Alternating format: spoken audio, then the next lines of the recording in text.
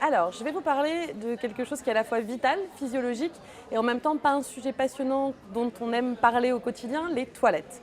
C'est aujourd'hui un sujet pour la Cité des Sciences parce que à la fois c'est la question qu'on pose le plus aux médiateurs dans l'espace, où sont les toilettes, et c'est un lieu qu'il est difficile de gérer en termes de flux. Notre idée, c'est de repartir des toilettes et d'en faire un lieu central dans le dispositif et d'en faire un laboratoire d'expérimentation, un laboratoire de connaissances, un laboratoire d'apprentissage. D'abord, ce qu'on va faire, c'est qu'on va matérialiser des flux, les flux entrants, à la fois de circulation pour y aller facilement, et puis pour un petit peu montrer les échanges d'eau qui passent et montrer que ce lieu est un lieu de circuit. Le circuit de la digestion, le circuit des eaux qui rentrent et qui sortent.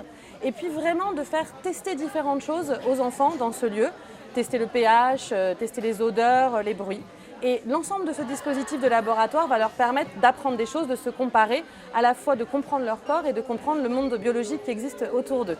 Pour vous donner un exemple de dispositif qu'on va essayer de faire, c'est de se rendre compte des mesures et des ordres de grandeur. Ça peut prendre la forme de ce dispositif, qui a une graduation sur la cuvette des toilettes ou sur le lavabo, qui fait que quand vous faites pipi dedans, vous voyez la graduation élevée, vous allez pouvoir savoir si vous avez fait pipi comme 18 fourmis, un éléphant ou 4 chevaux. L'idée, c'est de pouvoir donner des ordres de grandeur et des référentiels et éventuellement de faire le lien avec l'eau qu'on a consommée pour la chasse d'eau et d'éveiller aussi au développement durable.